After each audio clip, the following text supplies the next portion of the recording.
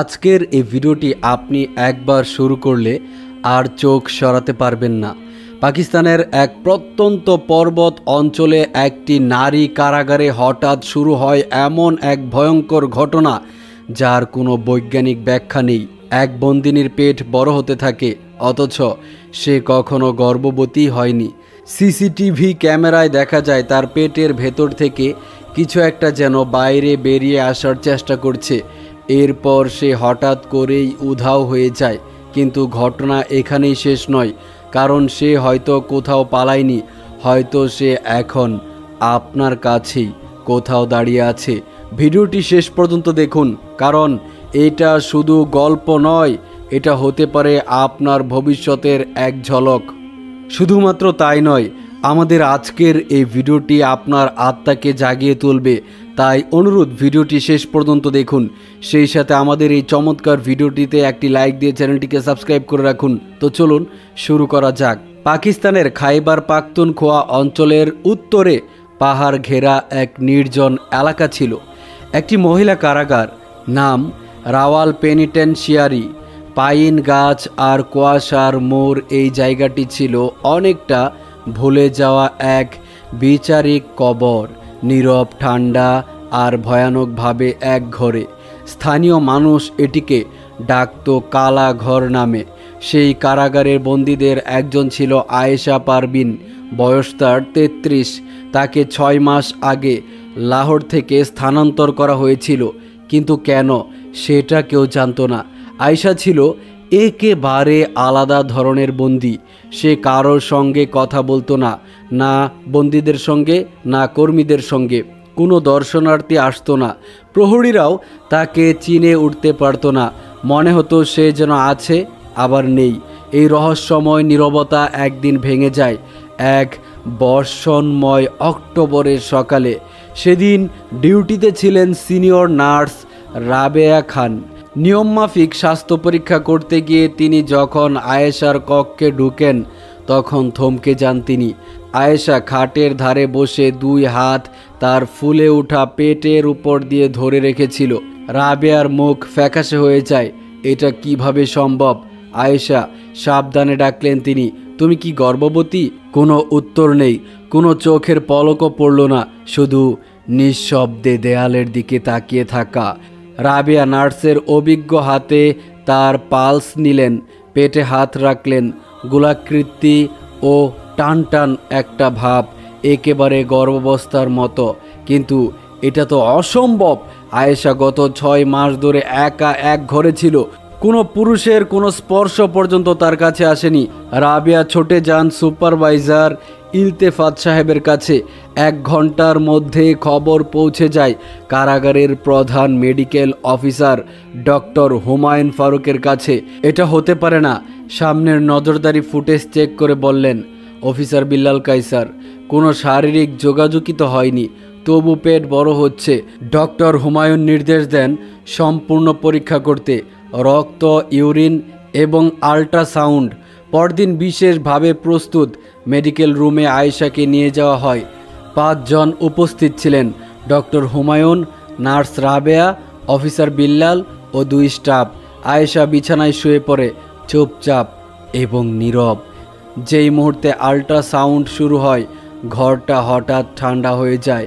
তার পেটের ভেতর কিছু একটা নড়ছে, কিন্তু সেটা কোনো শিশু ছিল না। জিনিসটা ছিল অস্পষ্ট, রূপহীন, একটা চলমান ছায়ার মতো। কোনো হার্টবিট নেই, কোনো হাড় নেই, শুধু এক মুহূর্তের জন্য দেখা গেল, তারপর মিলিয়ে গেল। ডক্টর হুমায়ুন ব্রু কুচকে বললেন, এই পেটের ভেতর কোনো শিশু নেই, কিন্তু কিছু একটা জীবিত আছে।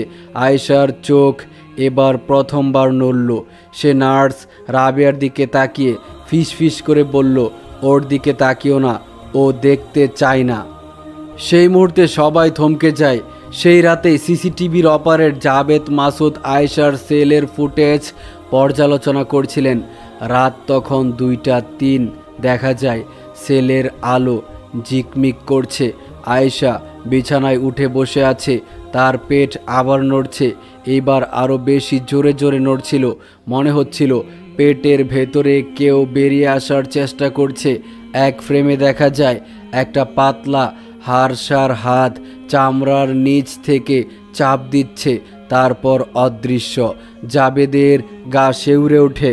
পরদিন আয়েশাকে পর্যবেক্ষণ কক্ষে স্থানান্তর করা হয়। তখনই সে আবার বলল, এটা আমার না, এটা কেবল পার হয়ে যাচ্ছে। কি পার হচ্ছে? আস্তে করে জিজ্ঞাসা করলো রাবেয়া। কোনো উত্তর নেই। সে চোখ বন্ধ করে হালকা হাসে। সেই দিনের পর নার্স একেবারে অজ্ঞান হারালো। জ্ঞান ফিরে বলল, আয়নার পেছনে কেউ ছিল, আর তার মুখ ছিল না। এটা শুধু অদ্ভুত না, এটা ছিল ভুল, গভীরভাবে আসমিকভাবে ভুল। এবং এটাই ছিল শুরু মাত্র। রাওয়াল পেনিটেন্সিয়ারির ওই ঘটনা ঘটার 48 ঘন্টার মধ্যেই পুরো কারাগার যেন ধীরে ধীরে পাল্টে যেতে লাগলো। প্রতিদিন গভীর রাতে করিডোরের বাতিগুলো হঠাৎ নিভে যেত বা কাঁপতে থাকতো। বিশেষ করে পশ্চিম প্রান্তের নজরদারি ক্যামেরাগুলো, যেখানে আয়েশা পারভিনকে রাখা হয়েছে, রাত 2টা থেকে 2:45-এর মধ্যে সম্পূর্ণ অন্ধকার দেখা যেত। অথচ সার্ভারে কোনো সমস্যা ধরা পড়তো না। ক্যামেরার অডিওতে মাঝে মাঝে শোনা যেত অজানা ফিসফিসানি, শিশুদের দূর থেকে আসা হাসির শব্দ, কিংবা ধাতব কংক্রিটের ওপর কিছু টানাটানির আওয়াজ। ডক্টর হুমায়ুন ফারুক, যিনি ধীরে ধীরে আতঙ্কিত হয়ে উঠছিলেন, বুঝতে পারছিলেন এটা তার চিকিৎসা বিজ্ঞানের বাহিরে। কিন্তু সে কিছুতেই কিছু বুঝতে পারছিল না। তাদের কাছে সব কিছুই কেমন যেন গোলমাল লাগছিল। তারা সবাই অবাক হয়ে যাচ্ছিল আর ভাবতে লাগছিল, কি হচ্ছে এখানে? মূলত কাহিনীটা কি হচ্ছে? সিসিটিভি ফুটেজে কিছু দেখা যাচ্ছে না, অথচ সব কিছু কেমন যেন এলোমেলো লাগছে। যতই দিন যেতে লাগলো, ততই ঘটনা কেমন যেন অদ্ভুত হতে লাগলো। জিনিসটা সকলের কাছে ভয়ের কারণ হয়ে দাঁড়িয়ে গেল। একটা সময় আয়েশা আরও চুপচাপ হয়ে গেল। সে সব সময় চুপচাপ থাকতো, কোনো কথা বলতো না, সব সময় নীরবে থাকতো, কিচ্ছু কাউকেই বলতে চাইতো না। কেউ কোনো কিছু জিজ্ঞাসা করলে কোনো উত্তর দিত না। সব সময় মন মরা হয়ে বসে থাকতো। তার সামনে খাবার রাখলে সে খাবার পর্যন্ত খেতে চাইতো না। কি যেন হয়ে গেল আয়েশার। কেমন যেন তার পেট এই ফোলা থাকে, আবার এই স্বাভাবিক থাকে। মানুষ অবাক হতে লাগলো। এভাবে দিন চলতে লাগলো। একটা সময় দেখা গেল সেখানে আরও অসংখ্য নারীরা যারা ছিল বন্দি, তাদের মধ্যে অনেকেরই পেট আস্তে আস্তে ফুলতে আরম্ভ করলো। এভাবে দেখতে দেখতে সেখানকার বন্দিনী সকল মহিলারাই দিন দিন প্রেগনেন্ট হতে লাগলো। অথচ সেখানে কোনো পরপুরুষ বা কোনো পুরুষের উপস্থিতি ছিল না। কেন এই ঘটনা ঘটেই চলেছে, এটার কোনো ব্যাখ্যা তারা খুঁজে বের করতে পারছিল না। সবাই অবাক হয়ে যাচ্ছিল, কি হতে লাগলো আমাদের এই বন্দিশালায়। সবাই চুপচাপ, আবার সবাই অনেক চিন্তিত। কি করা যায়? এই খবর যদি পুরো পাকিস্তানে ছড়িয়ে যায়, তখন তো একটা হট্টগোল লেগে যাবে। কি হতে লাগলো এখানে? বন্দিনী মহিলারা যদি ক্রমাগতভাবে এভাবে গর্ভবতী হতে থাকে, তবে আমরা কি উত্তর দিব? মানুষ তো বিশ্বাসই করতে চাইবে না যে এখানে আমাদের কোনো গাফিলতি নেই। সকলেই ভাববে যে আমরা হয়তো এই নারীদেরকে ভোগ করেছি। তবে এটার সমাধান এখন কি করা যায়? তারপর থেকে সেই জায়গাটা তারা পরিবর্তন করার চিন্তা ভাবনা করলো। তারা চিন্তা করলো, আমরা এই বন্দিশালার ভেতর থেকে সবাইকে বের করে অন্য একটি জায়গায় স্থানান্তর করব এবং সেখানে তাদেরকে রাখব। দেখা যাক সেখানে কি ঘটনা ঘটে। তারপর তাদেরকে সেখান থেকে বের করে নিয়ে যাওয়া হলো এবং আরও একটি জায়গায় নিয়ে সকলকে রাখা হলো। এখানে সবাই চুপচাপ থাকতো, খাবার খেত, সবাই ঘুমাতো আরামসে, সব কিছুই ঠিকঠাক চলছিল। কিন্তু হঠাৎ করে একদিন দেখতে পেলেন যে সমস্ত মহিলাদের পেট একেবারে স্বাভাবিক হয়ে গিয়েছে। তারপর তারা আরও বিষয়টি নিয়ে চিন্তিত হয়ে পড়লেন।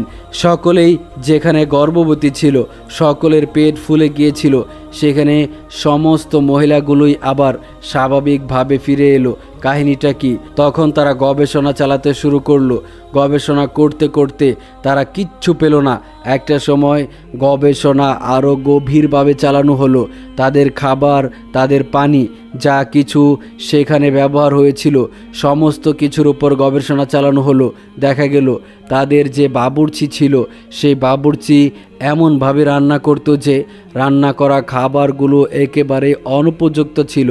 অতিরিক্ত ঝাল মশলা এবং পোড়া তেলের রান্না ছিল, যার কারণে তাদের এই অবস্থা হয়েছিল বলে ধারণা করা গেল। কিন্তু যখন তাদের পানির ট্যাঙ্ক খোলা হলো তখন দেখা গেল একটি অবিশ্বাস্য ঘটনা। ট্যাঙ্কের ভেতরে নানা ময়লা, নোংরা এবং অসংখ্য খারাপ জিনিস ছিল, যেগুলো তারা প্রতিদিনই খেত। আর তারা আস্তে আস্তে অনেক রোগাক্রান্ত হতে লাগলো। একটা সময় তারা অনেক বেশি অসুস্থ হয়ে গিয়েছিল। তাদের দেহের শারীরিক গঠন আস্তে আস্তে পরিবর্তন হয়ে গিয়েছিল। তাদের পেট কখনো ফুলে যেত, কখনো স্বাভাবিক থাকতো। আর এই জিনিসটাকেই তারা ভুলবশত অন্য কিছু মনে করেছিল। যাই হোক প্রিয় বন্ধুরা, এই ঘটনাটি আস্তে আস্তে সবার চোখের সামনেই পরিষ্কার হতে লাগলো। একটা সময় দেখা গেল যে সকলেই সুস্থ আছে এবং কোনো নারী সেখানে গর্ভবতী ছিল না। তারপর ডক্টর হুমায়ুন সহ সকলেই একটু চিন্তামুক্ত হলো। এরপর তারা বুঝে গেল যে প্রত্যেকটা বন্দিনীর জন্যই খুবই গুরুত্ব এবং খুব যত্ন নিয়ে তাদেরকে বন্দি অবস্থায় রাখা উচিত। তাদের খাবার দাবার, পানীয় থেকে শুরু করে তারা যেখানে ঘুমাবে সেই জায়গা পরিষ্কার থেকে শুরু করে যাবতীয় সব কিছুই সুন্দর করে রাখা উচিত, যার কারণে সেই বন্দিনীদের জন্য হতে পারে সেই বন্দিশালাটাই মৃত্যুর জায়গা। যার কারণে সকলকে একটু টেক কেয়ার করে রাখা উচিত। প্রিয় বন্ধুরা, ঘটনাটা শুরুতে অত্যন্ত অদ্ভুত এবং রহস্যঘেরা থাকলেও পরবর্তীতে সেটা প্রকাশ পায় স্বাভাবিক একটা কারণ, যেটা আমরা অনেকেই খেয়াল করি না, অনেকেই বুঝতে চাই না। আমরা যা খাই, হোটেল এবং রেস্টুরেন্টে আমরা যা খাই, সেই খাবারগুলো কিভাবে তৈরি হয়, সেই খাবারে কী ধরনের তেল ব্যবহার হয় এবং সেই খাবারে কী ধরনের মশলা ব্যবহার হয়, সেগুলোর ব্যাপারে আমরা না খোঁজ নিয়ে আমরা সেই সুস্বাদু খাবারের উপর লুফে পড়ি এবং আমরা সেগুলো খাই এবং আস্তে আস্তে আমরা অসুস্থ হয়ে যাই। ডক্টরের কাছে গেলে ডক্টর স্পষ্টভাবে জানিয়ে দেয় বাহিরের খাবার খাওয়া একেবারে সম্পূর্ণরূপে নিষেধ। এটার মূল কারণ হচ্ছে এগুলোই। একজন হোটেলওয়ালা, একজন রেস্টুরেন্টওয়ালা আপনাকে কি খাবার খাওয়াচ্ছে আর টাকা নিচ্ছে সেটা হয়তো আপনি নিজেও জানেন না। আপনি তাদের ডেকোরেশন এবং সৌন্দর্য দেখে খাবার খেয়ে চলে আসেন, কিন্তু আপনাকে তারা কি খাইয়ে দিল সেটা হয়তো বা আপনারা নিজেও জানেন না। প্রিয় বন্ধুরা, ঘটনাটি একটি শিক্ষণীয় ঘটনা, যেটা আমাদেরকে শিক্ষা দেয় আমরা যা খাই, যা পান করি সেটার ব্যাপারে আমাদের খোঁজ রাখা অত্যন্ত জরুরি, নয়তোবা আমরাও অসুস্থ হয়ে যেতে পারি। সুতরাং আপনি যা খাবেন এবং যা পান করবেন সব কিছুই জেনে শুনে খান এবং পান করুন, তবে আপনিও সুস্থ থাকতে পারবেন। ভিডিওটি আপনাদের কাছে কেমন লেগেছে তা অবশ্যই কমেন্ট করে জানাবেন। ভিডিওটি ভালো লাগলে অবশ্যই ভিডিওতে একটি লাইক দিয়ে দিবেন এবং নিয়মিত আরও এই ধরনের ভিডিও পেতে আমাদের চ্যানেলটি সাবস্ক্রাইব করে পাশে থাকা বেল আইকনটি প্রেস করে দিন।